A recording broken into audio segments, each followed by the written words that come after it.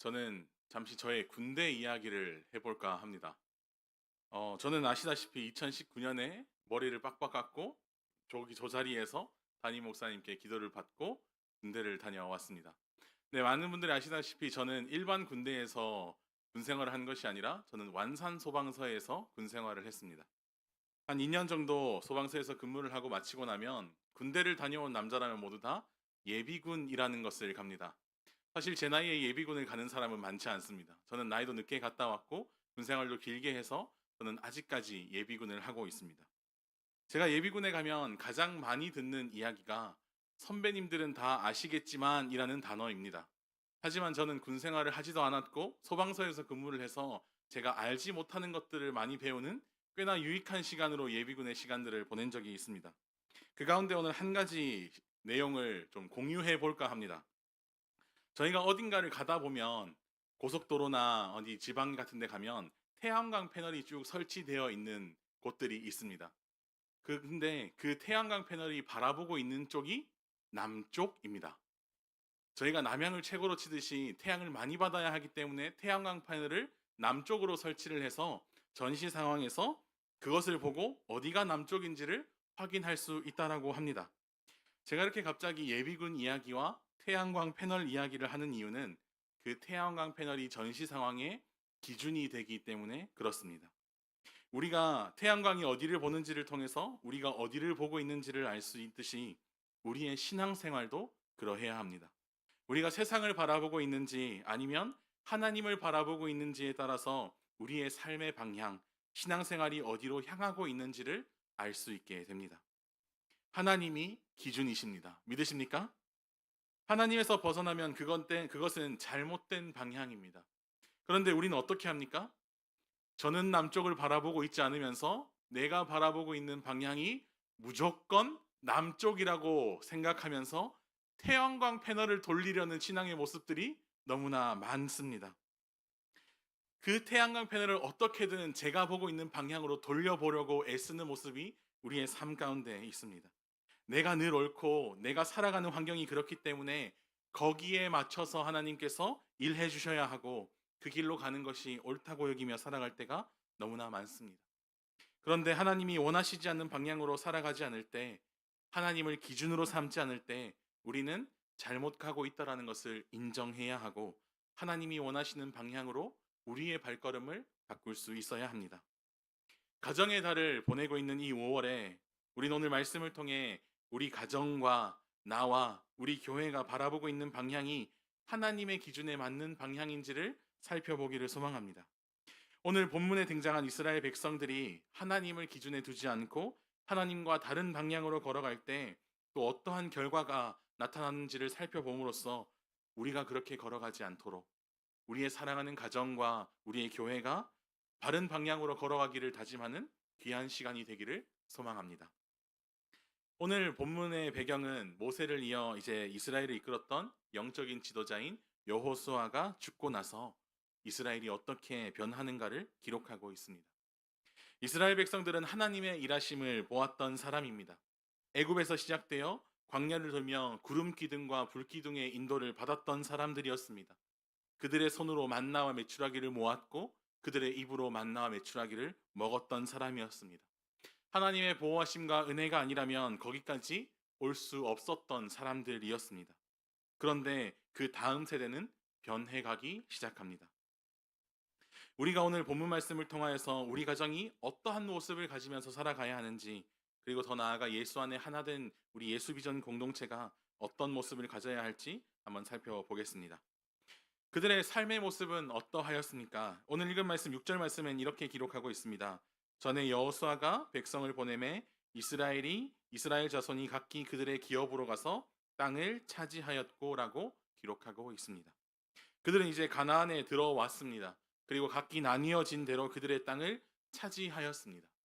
이젠 더 이상 광야에서 살지 않기 때문에 광야 생활을 멈추었고 짐을 내일 싸서 또 내일 움직여야 하는 불안정한 삶이 아니라 이제는 내 땅을 가지고 만나와 메추라기를 먹기보다 내가 일한 것들로 먹고 살아야 하는 그런 삶의 모습을 마주하게 된 것입니다.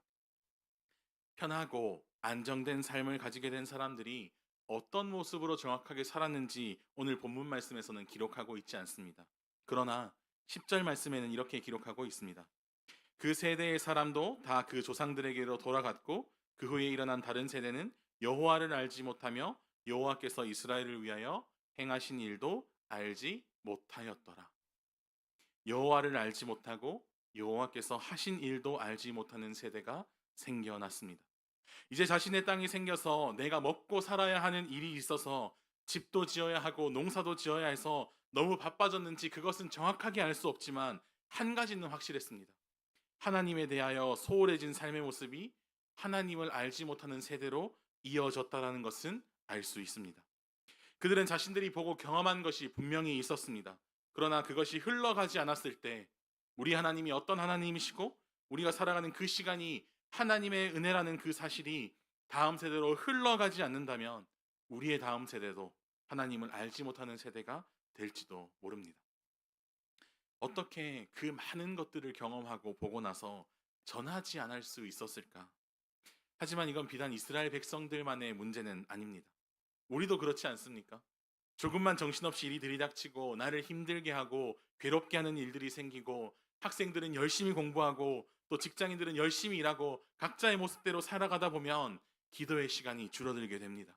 말씀을 묵상하는 시간을 타협하게 됩니다. 하나님과 함께하는 시간들이 줄어드는 그런 모습을 우리는 우리의 삶 가운데에서 너무나 많이 발견합니다. 세상의 것을 더 원할수록 하나님을 더 원하지 않는 그런 모습이 우리 가운데 있지 않는지 한번 살펴보기를 소망합니다. 너무나 쉽게 하나님과의 시간, 그 만남을 소홀히 여기고 하나님께서 주신 24시간을 온전히 나에게만 쏟는 그런 모습을 우리는 해결해야 합니다. 우리의 삶의 모습을 돌아보아야 합니다. 이스라엘 백성이 만났던 그 실패를 우리도 경험하지 않기 위해서 내가 더 마음을 두고 혹 시간을 더 쓰고 있는 것이 세상인지 아니면 하나님인지 살펴보고 혹 세상에 시간이 조금 더 치우쳐져 있다고 한다면 그것이 지금 당장 포기하는 것이 손해처럼 여겨질지라도 우리는 하나님께 돌아와 그 앞에 엎드리는 시간으로 바꿔나가야 할 줄 믿습니다. 저는 다음 세대를 맡고 있는 사역자 가운데 한 명입니다. 우리 아이들 얼마나 예쁩니까? 하지만 우리 아이들이 그냥 교회만 갔다 오면 되지 예배 1시간 드리면 출석 체크한 것처럼 일주일에 할 일을 다 했다고 생각하도록 신앙생활 하도록 둘 수는 없지 않겠습니까? 주님께서 일주일 동안 168시간을 우리에게 허락하십니다. 그런데 그 가운데 한두 시간만 주님 앞에 드리고 괜찮다라고 생각하고 나머지 166시간은 열심히 나와 내 앞길과 세상의 성공을 향해 달려가도록 우리는 두지 않아야 합니다. 세상에 없어질 것에 마음을 두지 않고 하나님과 하늘나라의 소망을 두고 살아가는 하나님의 자녀가 되도록 우리는 우리를 돌아보아야 합니다. 믿음의 선배로서 하나님 그 길을 같이 걸어가는 공동체로서 부모로서 또 사역자로서 우리가 먼저 하나님 앞에 엎드리고 기도하며 예배하고 하나님과 함께하는 시간을 구별하여 드리고 세상에서 성공하는 것보다 하나님 앞에서 말씀 위에 바로 서는 것이 옳음을 가르쳐서 우리의 신앙이 끊어지지 않고 흘러가는 가정과 교회가 되기를 소망합니다. 7절 말씀 가운데 이렇게 기록합니다. 백성이 여호수아가 사는 날 동안과 여호수아 뒤에 생존한 장로들 곧 여호와께서 이스라엘을 위하여 행하신 모든 큰 일을 본 자들이 사는 날 동안에 여호와를 섬겼더라. 여호와께서 이스라엘을 위하여 행하신 모든 큰 일을 본 자들은 여호와를 섬겼습니다. 하지만 그들이 가르치지 않았고 알려주지 않아서 하나님이 모르는 세대가 되지 않도록 하나님을 적당히 알고 적당히 신앙생활하지 않도록 하나님 앞에 모든 것들을 내어드리는 우리와 또 우리 다음 세대가 되도록 우리는 늘 말씀에 비추어 우리의 모습을 살피고 아이들에게 끊임없이 가르쳐야 합니다. 그렇게 신앙이 끊어지지 않고 같은 모습으로 같은 길을 걸어가기 위하여 그 과정 가운데 필요한 것이 한 가지 있습니다. 바른 비전을 가지는 것입니다. 다시 말하자면 우리의 가정 가운데, 우리의 교회 가운데 무엇을 가르칠 것인가에 대하여 생각해 보아야 합니다. 우리는 우리 아이들이 잘 자랐으면 좋겠다라고 생각합니다. 공부도 잘했으면 좋겠고 똑똑한 아이들이 되기를 원합니다. 왜 그렇습니까? 공부 잘하면 좋은 대학 갑니다. 좋은 대학 가야 좋은 직장을 얻고 좋은 직장을 얻어야 돈을 많이 벌고 편안하게 살기 때문에 그렇지 않습니까? 그래서 큰 사람이 되고 싶고 높은 사람이 되기를 원하지만 그것이 세상의 흐름이라고 이야기하지만 하나님을 믿는 성도라면, 하나님의 자녀는, 십자가의 은혜를 경험한 성도는 그 전에 우리 아이들을 교육함에 있어서 그들이 가진 재능을 키워주기 전에 신앙을 바로 세울 수 있어야 합니다. 세상을 향한 야심을 가진 아이들이 아니라 비전을 가지고 하나님의 뜻을 발견하는 아이들로 키워야 합니다. 제가 중고등부를 맡다 보면 우리 아이들의 학교 가운데 생활 기록부라는 것이 있습니다. 이것이 이 아이들이 대학을 가는데 굉장히 중요한 역할을 한다고 합니다. 그래서 우리 아이들 지각도 하지 않아야 하고 봉사활동도 해야 하고 학교를 다니면서 어떻게 열심히 성실하게 살았는지를 그 생활 기록부에 기록을 합니다. 그런데 그것이 그들의 앞길에 큰 영향을 미친다라고 합니다. 근데 좋은 생활 기록부를 받기 위하여 애쓰다 보면 우리 아이들이 어떤 상황 가운데 놓이겠습니까? 생활 기록부가 하나님보다 커지고 우선시 되지는 않겠습니까? 우리가 신앙을 끊어버리지 않게 흘려보내고 우리의 아이들이, 우리의 가정이, 또 우리의 교회가 비전을 가지기 위하여 우리는 하나님을 가장 크게 볼 수 있어야 합니다. 내가 조금 부족하면 하나님께서 채우실 것이라는 믿음이 있어야 할 줄 믿습니다. 내가 연약하면 연약한 대로 하나님께서 강함으로 더하실 것이라는 믿음이 있어야 할 줄 믿습니다. 우리 하나님은 그런 하나님이시지 않으십니까? 빌립보서 4장 12절에서 13절 말씀 가운데 이렇게 기록하고 있습니다. 나는 비천에 처할 줄도 알고 풍부에 처할 줄도 알아. 모든 일, 곧 배부름과 배고픔과 풍부와 궁핍에도 처할 줄 아는 일체의 비결을 배웠노라. 우리 함께 읽을까요? 내게 능력 주시는 자 안에서 내가 모든 것을 할 수 있느니라. 참 좋아하는 말씀 아닙니까? 우리가 늘 고백하는 말씀이지 않습니까? 바울의 이야기는 무엇입니까? 하나님께서 능력을 주셔서 우리가 엄청난 능력을 가지고 아이들이 보는 만화영에 나오는 슈퍼히어로처럼, 슈퍼맨처럼 모든 것을 할 수 있다라는 이야기가 아닙니다. 가난한 중에도, 부유한 중에도, 배부를 때나 배고플 때나, 넉넉할 때나, 궁핍할 때나, 어떠한 형편에 처해도 주님으로 말미암아 기뻐할 수 있고 즐거워할 수 있고 감사할 수도 있다라는 것입니다. 왜 그렇게 살 수 있습니까? 내가 뛰어나서, 내가 잘 적응해서 내 능력으로 어디에 가져다 놔도 그 환경 가운데 적응할 수 있는 내가 잘해서가 아니라 주님의 능력으로, 주님께서 나와 함께 하시기에 내가 너무나 연약하지만 그럼에도 불구하고 하나님의 은혜 앞에 엎드려 감사할 수 있는 삶을 살아낼 수 있다라고 바울은 기록하고 있는 것입니다. 우리 인생은, 비전은 내 힘으로 잘 살아가고 높은 곳에 가는 것이 아니라 예수님께 붙들리는 데 있음을 기억하는 예수비전교회가 되기를 소망합니다. 하나님께서는 능력이 많은 하나님이십니다. 믿으십니까? 하나님께서는 말씀으로 세상을 창조하신 하나님이십니다. 믿으십니까? 그 하나님의 우리의 아버지 되십니다. 그러면 하나님께서 하나님의 일을 하시고자 했을 때 하나님께서 혼자 하셔도 되지 않으실까요? 그게 사실 더 완벽하고 더 잘 되는 길이 아닐까요? 말도 잘 안 듣고 맨날 세상에 눈 돌리고 흔들리고 넘어지는 연약한 우리가 일하지 않는 것이 오히려 하나님의 일하심을 도우는 것이 아닐까요? 그럼에도 불구하고 하나님께서는 하나님의 일을 하실 때 우리의 두 손을 통하여 일하십니다. 그렇게 우리가 하나님의 마음을 알아가기를 원하시고 하나님과 늘 함께 하기를 원하시고 주님을 닮아가기를 원하시는 것입니다. 그렇다고 한다면 우리는 우리가 능력 없음을 인정해야 합니다. 나의 능력을 의지하고 내가 원하는 대로 살아가지 않고 예수께 붙들려 살아가는 우리가 되고, 또 그렇게 살아가는 것이 옳음을 다음 세대에게 전해줄 수 있는 우리 모두가 되기를 소망합니다. 우리 가정이 오늘 이스라엘 백성을 닮아 하나님을 잊어버리지 않고 그 크신 일들을 전해주는 가정이 되기를 소망합니다. 그런 교회가 되기를 소망합니다. 하나님만 붙들고 그 비전을 가지고 살아가는 가정이 되기를 소망합니다. 그리고 동시에 그 발걸음이 가정에서만 일어나는 것이 아니라 우리 교회 공동체에서도 동일하게 이루어지기를 소망합니다. 그러기 위해서 우리는 언제나 우리의 발걸음이 말씀 위에 있는지를 돌아보아야 합니다.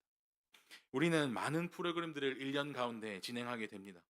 이번 주 토요일만 해도 아이들을 초청하고 복음을 전하는 그 귀한 손길들이 있는 프로그램이 진행됩니다.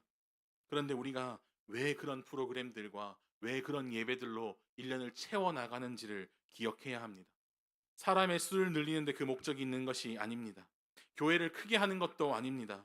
교회가 그냥 1년 내내 분주하고 바쁘기 위하여 프로그램들로 채우는 교회가 아니라 하나님의 그 크신 사랑, 이스라엘의 1세대가 만난 그 큰 일을 본 자들과 같이 하나님의 크신 은혜와 사랑을 경험한 우리가 그 사랑을 나만 누릴 수 없어서, 나만 알고 있을 수 없어서 그 사랑과 은혜를 주변에 전하는 교회가 되기를 소망합니다.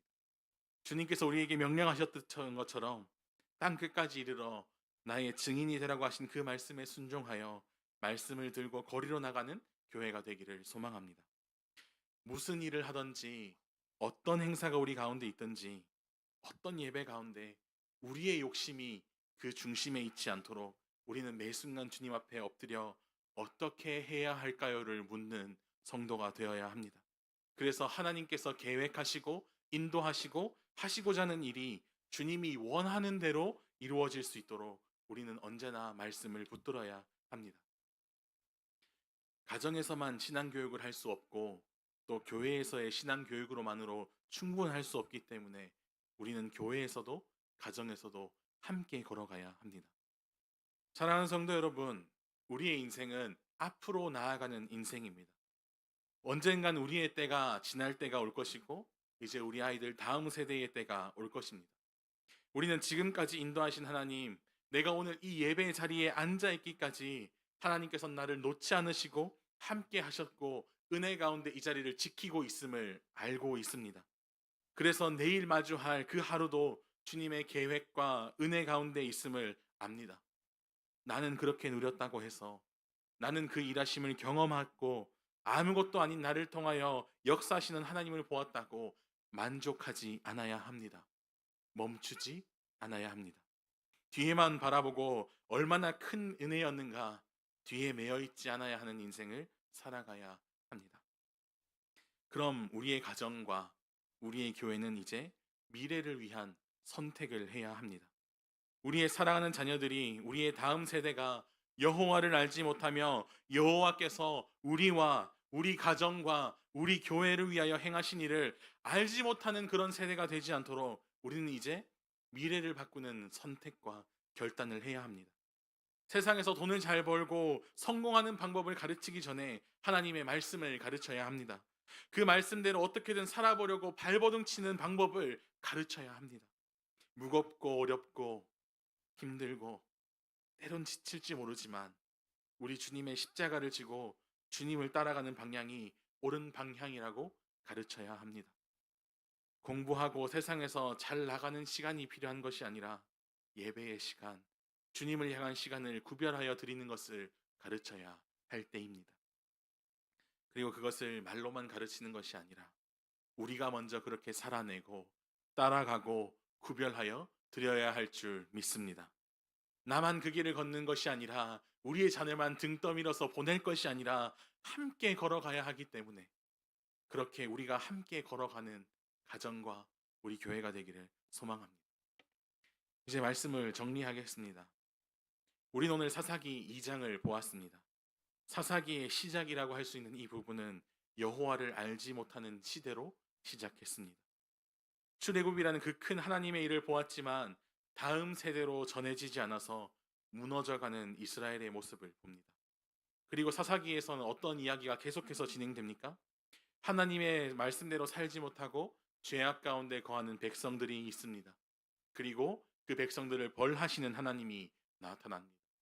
그러면 그 벌이 무서워서 다시 회개하고 이제 회개를 받으신 주님께서 그 일을 해결하시기 위하여 사사를 보내주시고 다시 평화가 찾아오면 또다시 죄악으로 흘러가는 이스라엘 백성들, 그 악순환을 계속해서 그리고 있는 것이 사사기입니다.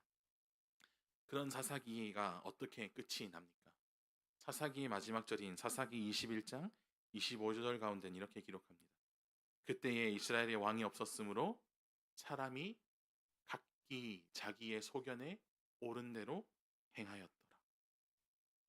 저는 우리의 삶이, 우리 가정의 삶이, 그리고 우리의 교회의 삶이 그냥 문제를 해결하기 위하여 주님 앞에 엎드리는 그런 가정과 교회가 되지 않기를 소망합니다. 전래동화에 나오는 산신령처럼 그냥 주님 앞에 소원 하나 빌면 들어주시는 그런 하나님이 아니라 언제나 나와 함께 하시며 나를 지키시며 너를 내 손바닥에 새겼다라고 말씀하시는 하나님. 세상에 하나밖에 없는 아들을 죄에서 건지기 위하여 그 아들을 내어주시기까지 사랑하시는 하나님이 우리의 아버지 되심을 기억하는 삶이 되기를 소망합니다. 그래서 그 하나님의 사랑이 우리를 통하여서 우리 자녀에게로 흘러가고 또 이번 주 토요일 교회로 발걸음하는 아이들에게로 흘러가고 우리 주변에서 내가 마주 사는 모든 사람에게 흘러가서 주님의 사랑을 모두가 다 경험하고 주님 앞으로 나아올 수 있는 그런 통로 역할을 감당하는 예수 비전 교회의 모든 성도님들 되시기를 축복하고 소망합니다. 함께 찬양하시겠습니다.